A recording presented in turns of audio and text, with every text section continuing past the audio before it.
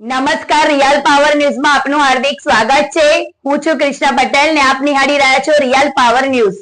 પાદરા શહેર તાલુકા કોંગ્રેસ દ્વારા એસઆઈઆરની કામગીરી સામે મામલતદારને આવેદનપત્ર। પાદરા શહેર તથા તાલુકા કોંગ્રેસ સમિતિ દ્વારા તાજેતરમાં થયેલી એસઆઈઆરની કામગીરી સામે વિરોધ નોંધાવી પાદરા મામલતદારને આવેદનપત્ર આપવામાં આવ્યું હતું। વડોદરા જિલ્લા કોંગ્રેસ સમિતિના પ્રમુખ તથા પાદરાના પૂર્વ ધારાસભ્ય જસપાલસિંહ પઢિયારની આગેવાનીમાં આ રજૂઆત કરવામાં આવી હતી।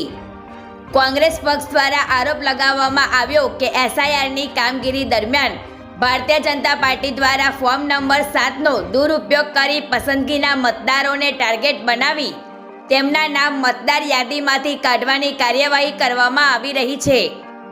આ બાબતે કોંગ્રેસે કડક વિરોધ નોંધાવ્યો હતો। કોંગ્રેસ દ્વારા ફોર્મ નંબર 7 સંબંધિત તમામ વિગતો તથા તેની માંગણી અંગે યોગ્ય કાયદાકીય કાર્યવાહી કરવાની માંગ કરવામાં આવી હતી।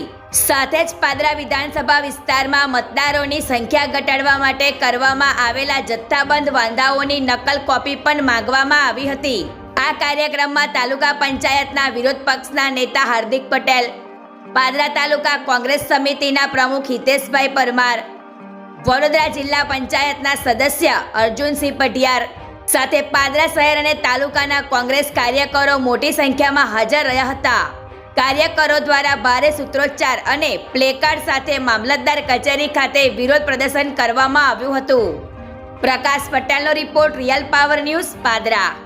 સમગ્ર રાજ્યમાં એસઆરની કામગીરી ચાલી રહી છે અને એમાં ખાસ કરીને ફોર્મ નંબર 7 વાંધા જે રજૂ કરવાના હતા એ 18 તારીખ હતી, પરંતુ 15મી જાન્યુઆરી સુધી સમગ્ર જિલ્લામાં નહીવત વાંધા હતા, એટલે કોઈ બહુ ખાસ વાંધા નહોતા। પરંતુ એક સાથે 18મી જાન્યુઆરી પહેલાં જથ્થાબંધ રીતે વાંધા રજૂ કરવામાં આવે છે। ચોક્કસ પ્રકારના લોકો સામે વાંધા રજૂ કરવામાં આવે છે, જેથી કરીને કોંગ્રેસ પાર્ટીની વોટ બેંકને નુકસાન થાય એ પ્રકારનું કાર્યવાહી જાણી જોઈને કરવામાં આવી છે। જેના વિરોધમાં આજે અહીંયા માનનીય મામલતદાર સાહેબશ્રીને પાદરા તાલુકા અને શહેર તાલુકા કોંગ્રેસ સમિતિ દ્વારા આવેદનપત્ર આપીને કે ભારતના નાગરિકોને જે અધિકારો મળેલા છે, જે હકો મળેલા છે, એ પૈકી મતદાન કરવું એ એનો અધિકાર છે, તો એવા તમામ લોકશાહીના મૂલ્યોની જાળવણી થાય અને કોઈ પણ મતદારનું નામ ખોટી રીતે ના નીકળી જાય।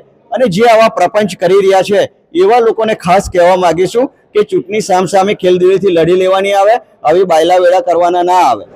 ખાસ કરીને પાદરા વિધાનસભામાં પણ 5,500 જેટલા લગભગ વાંધા ફોર્મ નંબર 7 રજૂ કરવામાં આવ્યા છે અને એ પણ ચોક્કસ ઓબીસી સમાજ હોય, દલિત હોય, આદિવાસી કે અન્ય સમાજના જે લોકો છે એમની સામે ખાસ કરીને ચોક્કસ ટાર્ગેટ કરીને આવા લોકોને મત કાઢવી નાખવા માટે થઈને 5,500ની આસપાસ વાંધા પાદરા વિધાનસભામાં પણ આવ્યા છે।